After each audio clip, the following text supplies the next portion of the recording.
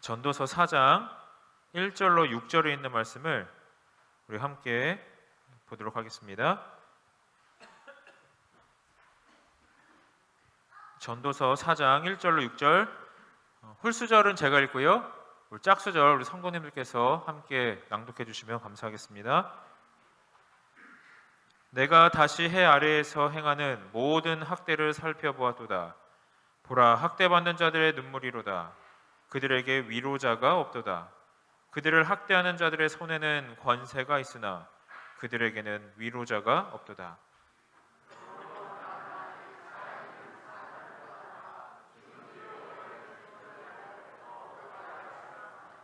이 둘보다도 아직 출생하지 아니하여 해 아래에서 행하는 악한 일을 보지 못한 자가 더 복되다 하였노라.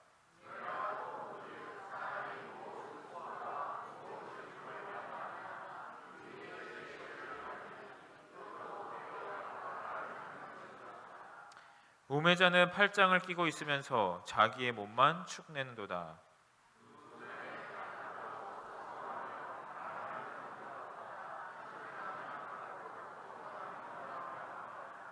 아멘. 감사합니다. 저는 오늘 전도서 4장 1절로 6절에 있는 말씀을 그 본문으로 비교의 학대로부터 자유함이라는 제목으로 오늘 말씀을 나누려고 합니다. 2014년도에 한 다큐가 TV에서 방영이 된 적이 있었습니다.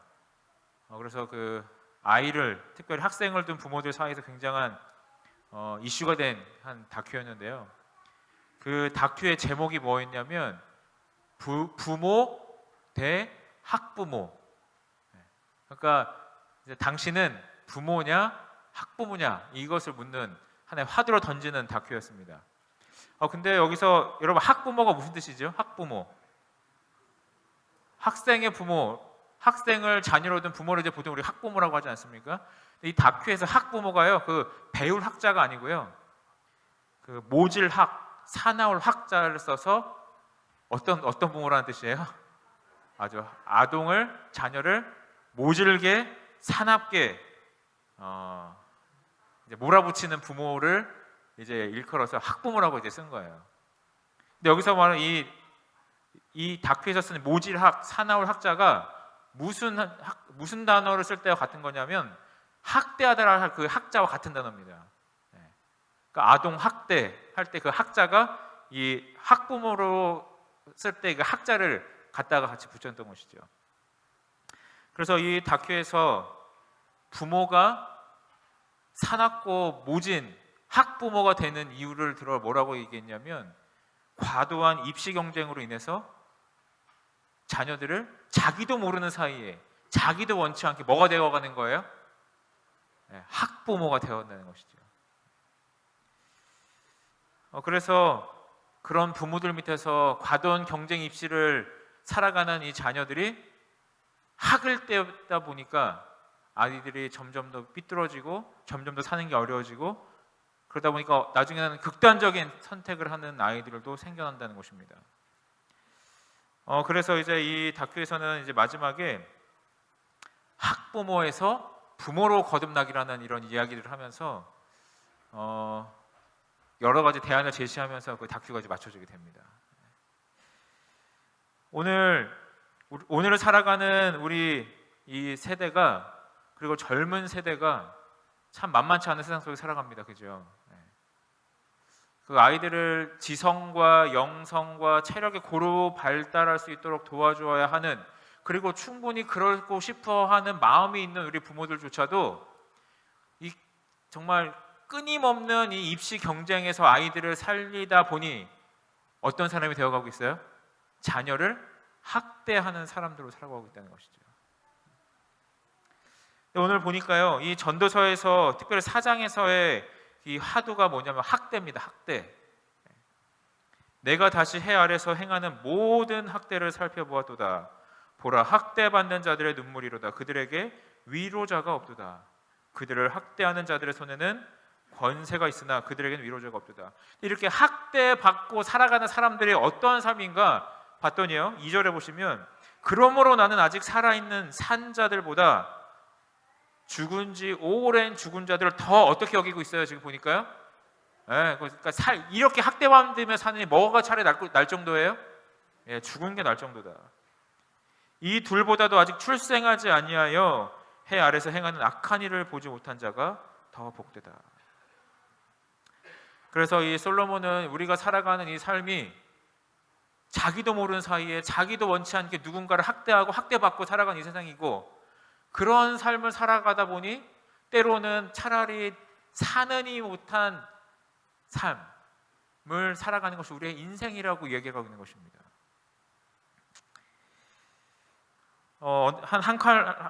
이제 칼럼을 한 점 읽게 되었습니다. 한 남자의 삶을 묘사한 이야기인데요. 전 이 칼럼을 보면서 개인적으로 좀 아버지가 좀 생각이 났어요. 아마 이걸 좀 읽어드리면 아마 대부분 그 아버지가 머릿속에 떠올라지지 않을까 생각이 듭니다. 제가 읽어드릴게요. 인간으로 태어난 것에 긍지를 느끼는 한 사람이 있었다. 그는 인간답게 살기 위해 교육을 받았다. 유치원에서 고등학교까지 18세를 지나 더욱 인간답게 살기 위해 대학 교육을 받아야 한다고 해서 자신의 수능 점수에 적절한 대학과 학과를 골라 입학했다. 중간에 군대를 다녀와서 졸업을 하니 그의 나이 26세가 되어 비로소 어린아이 취급에서 벗어나 자신만의 일을 할 수 있게 되었다. 그러나 취직 시험에서 번번이 떨어졌다. 학원에서 영어와 컴퓨터를 공부하여 2년 만에 간신히 조그만 회사에 들어갔다. 28세였다. 그런데 그가 하는 일은 초등학교에서 배운 지식만으로도 능히 할 수 있는 일이라는 것을 알았을 때 그는 의문을 갖기 시작했다.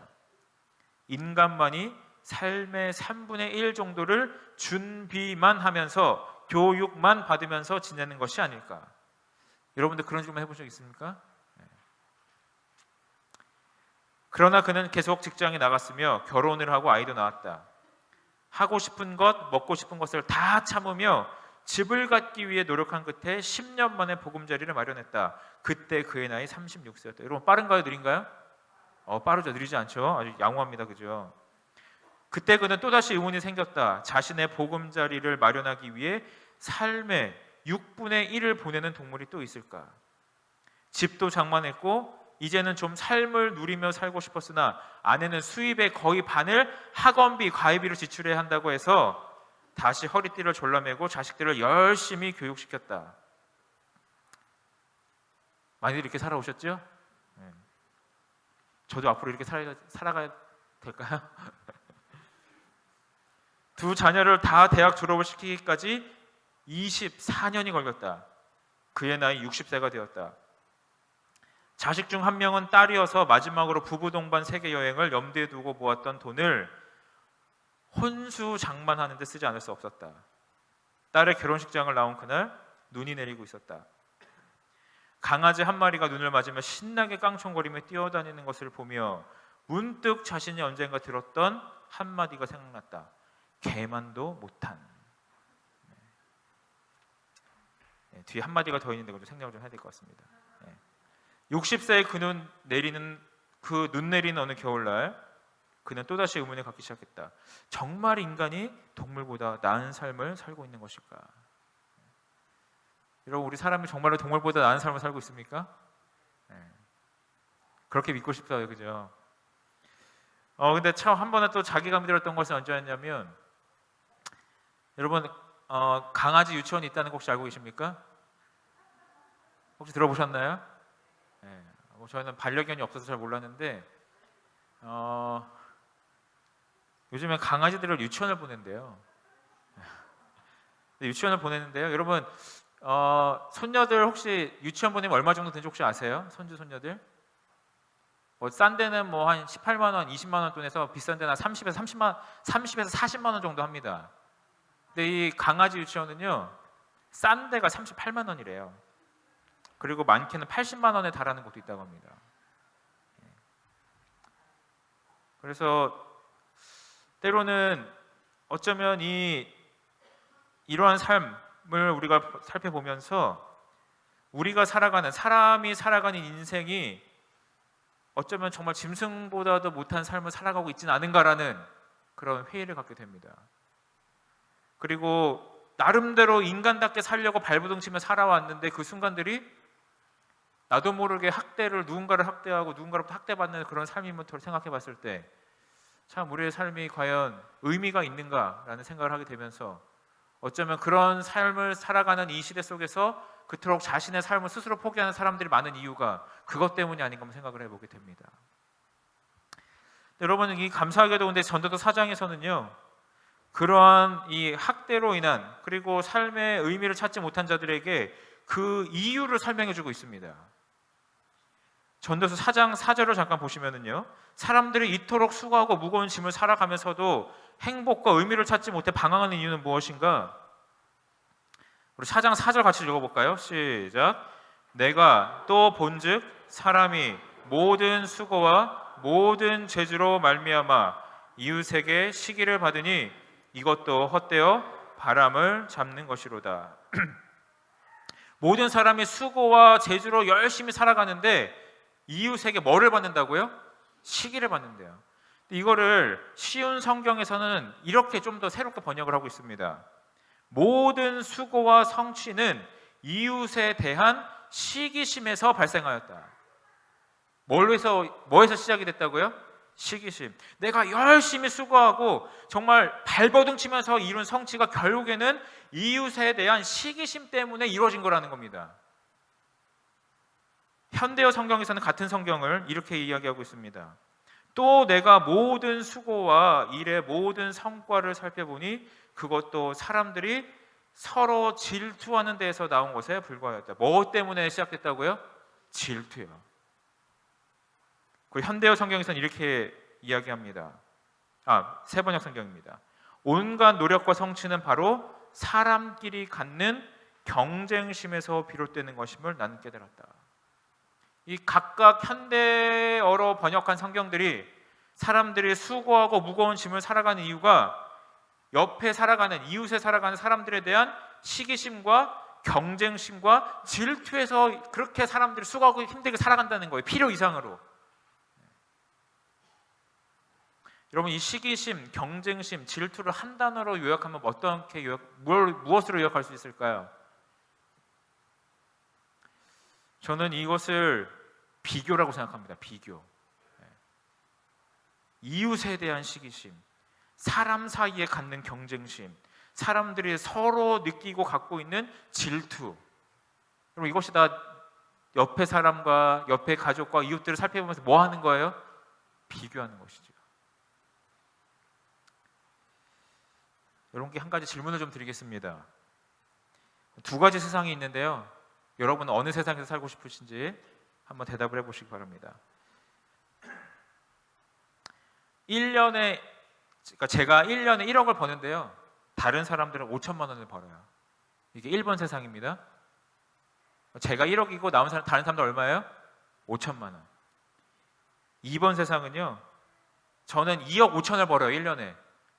다른 사람들은 5억을 번대요. 이해되시죠? 네. 제가 버는 거는 1번이 많아요? 2번이 많아요? 2번이 훨씬 많아요. 근데 다른 점은 내가 1억 벌 때는 다른 사람들 5천 벌지만 내가 2억 5천 벌 때 다른 사람은 5억을 번다는 거예요. 여러분 1번과 2번 세상 중에 어디가 더 좋으세요? 네? 손 들어볼까요? 자, 1번이 좋다. 손 들어보세요. 1번. 나는 덜 벌어도 다른 사람들보다 더 많이 버는 게 좋다. 다른 사람 얼마 버든지 상관없이 난 내가 많이 버는 게 좋다. 한번 손 들어보세요. 손 안 드신 분들은 뭔가요? 내가 2억 5천 벌고 다른 사람이 1억 버는 세상에 살고 싶으시죠? 네. 이 똑같은 질문을요. 뉴요커 성인 남녀 1000명을 대상으로 설문을 했습니다. 어디가 더 많았을까요? 압도적으로 1번이 많았대요. 압도적으로 1번이. 그러니까 다른 사람이 내가 얼마를 버는지보다 더 중요한 게 뭔 거예요? 다른 사람이 얼마나 더 많이 버냐가 중요한 거예요. 내가 벌 만큼 벌어도 다른 사람이 나보다 더 많이 벌면 내가 상대적으로 뭐한 사람이에요? 행복하지 않은 사람이 되는 거예요. 내가 조금 부족한 것 같은데 다른 사람이 나보다 조금 덜 갖고 있으면 그걸로 뭘 얻는 겁니까? 마음속에 위안을 얻는 것이죠.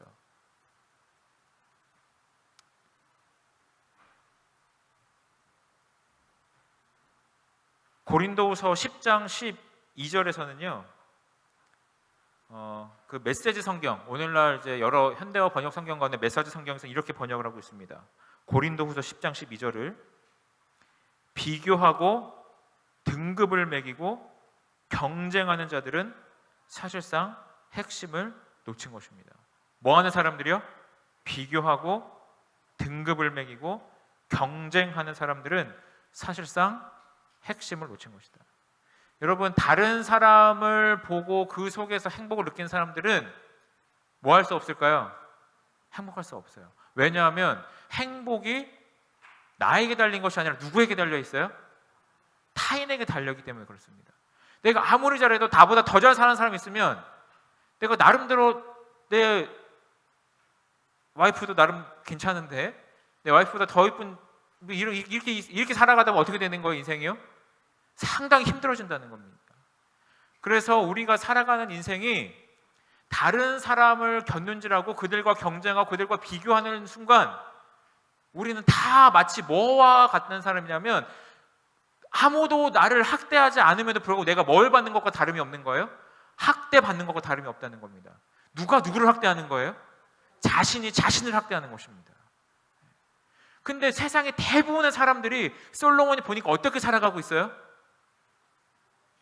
이 사람과 저 사람을 비교하고 내 아내와 저 아내를 비교하고 내 아들과 제 아들을 비교하고 내 집과 저 집을 비교하고 내 자동차와 저 자동차를 비교하면서 살아가다 보니까 그 비교에서 오는 상실감으로 인하여 내 자신이 나 자신을 학대하며 살아간다는 것이죠. 근데 성경은 그렇게 비교하고 등급을 매기고 경쟁하는 사람들은 우리가 영생을 위하여 달려가는 사람들로서 뭘 놓친 것이라는 거예요? 핵심을 놓치고 있다는 것입니다. 우리 사랑하는 성도 여러분, 여러분들께서는 혹 비교와 경쟁하며 혹시 등급을 매고 있지 않습니까? 우리 학생들이 시험을 보면 나오는 게 뭐예요? 등급이죠. 저 때는 수험이한가였는데 요즘에는 뭐 1등급, 2등급 이렇게 나오죠, 그죠? 저는 그 등급을 볼 때마다 등급을 이렇게 매기는 걸 볼 때마다 우리가 죽은 고기인가라는 생각이 들어요. 여러분, 사람한테 등급 매길 수 없잖아요. 근데 어디다가 등급을 매깁니까? 정육점에 있는 고기한테 등급 매기잖아요. 뭐 1 플러스니 1 플러스니 이렇게 막 매기잖아요, 등급.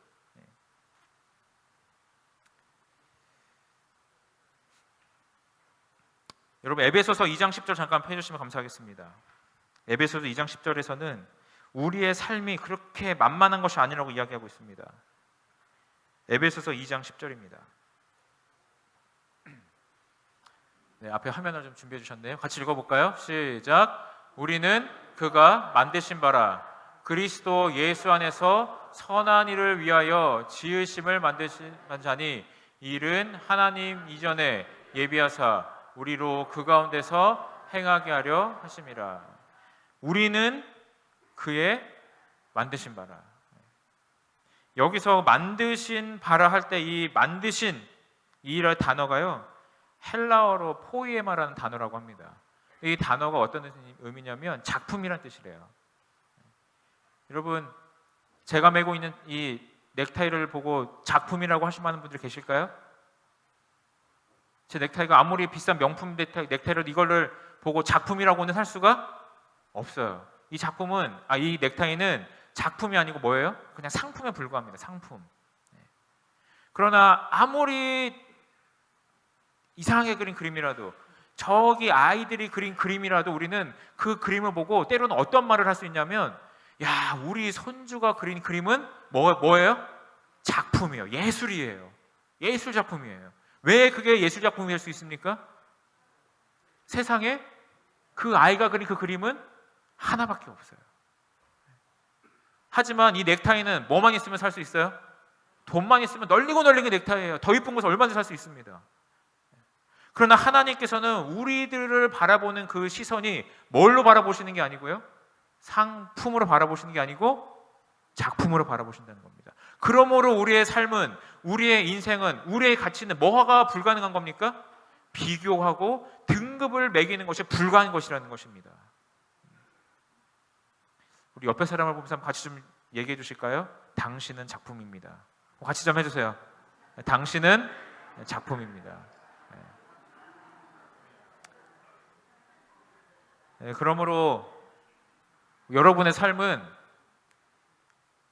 다른 세상 모두가 비교하고 등급을 매기고 경쟁하라고 부추겨도 우리는 그렇게 살아가면 안 되는 존재라는 것입니다. 왜요? 우리는 하나님께서 손수 빚어 만드신 무엇이기 때문에요? 작품이기 때문에. 작품으로서 이 세상 살아가시는 우리 모든 믿음의 가족들 되시기를 간절히 바랍니다. 이제 이 솔로몬은 이 대목의 결론을 내면서 이렇게 얘기합니다. 4장 6절입니다. 전도서. 두 손에 가득하고 수고하며 바람을 잡는 것보다 한 손에만 가득하고 평온함이 더 나으니라. 여러분 이해되시죠? 두 손에 가득 쥐려고 막 발버둥 치면서 살아가느니 한 손에만 차라리 들고 있고 마음이 평안한 것이 더 뭐하다는 거예요? 낫다는 거예요. 하나님과 동행할 수 없을 정도로 바쁘게 살면서 조금이라도 더 움켜쥐려고 하는 것보다 조금 덜 갖고 조금 덜 좋은 곳에서 지내더라도 하나님과 동행할 수 있는 시간과 여유를 가지고 살아가는 것이 뭐라는 겁니까? 행복이라는 것입니다. 우리 사랑하는 성도 여러분, 오늘 바쁘게 하루를 살아가시면서 혹 내 손에 있는 것들을 하나도 놓치지 않으려고 오히려 더 줄 손이 없음에도 불구하고 더 많은 것을 쥐어 움켜쥐려고 달려가시진 않으셨습니까? 그런 삶에는 뭐가 없어요? 틈이 없고 여지가 없어요. 그래서 하나님께서 그 삶에 임재하실 수 있는 그 아주 작은 여유가 생기지가 않는 것 같습니다. 오늘 하나님께서 우리에게 은혜 주셔서 이 사도 바울이 아니죠. 이 사무엘도 아니죠. 솔로몬 얘기하는 것처럼 두 손에 가득 쥐려고 수고하며 그래도 결국엔 잡을 수 없는 그 바람을 잡으려고 우리가 발버둥 치기보다 그 한 손을 차라리 내려놓고 그 한 손으로 예수 그리스도의 손을 붙들는 그런 현명하고 지혜로운 삶을 사는 우리 모두가 되기를 간절히 바랍니다. 우리의 삶이 이렇게 솔로몬이 보았던 것처럼 학대로 그리고 그 삶이 모질고 어려워도 삶의 의미와 가치가 있는 이유는 여러분 우리가 이곳에서 살아가는 것을 멈추는 것이 아니라 우리는 결국엔 어디에 갈 사람들이기 때문에 그렇습니까? 하늘에 갈 사람들이 그렇습니다. 만약 우리가 이 세상에서 사는 것으로 마침표를 찍어야 된다면 사실 발버둥 치면서 사는 게 맞아요. 끝이잖아요, 그게. 그러나 우리가 여행을 가는 사람들이라면 굳이 여행지에서 냉장고 사고 TV 사고 건조기 사고 여러분 이런 사람들 있겠습니까? 여행지에서는 어떻게 좀 살아도 괜찮아요? 조금 덜 쥐고 조금 그래서 불편하게 살아도 우린 다 그거 즐기잖아요. 그 이유가 뭡니까? 어디 가면? 집에 가면 다 있으니까요. 오늘 우리의 삶은 무엇과 같다고 성경이 이야기했습니까? 나그네라고 성경은 이야기합니다. 오늘 우리 나그네와 같은 이 삶 속에서 조금은 가볍게 그러나 우리의 손에는 예수 그리스도의 손을 쥐므로 세상 모두가 우리를 비교하고 등급을 매겨 경쟁하는 이 사회 속에서 자유함을 누리시는 우리 모든 믿음의 가족들 되기를 간절히 바라면서 말씀을 드립니다.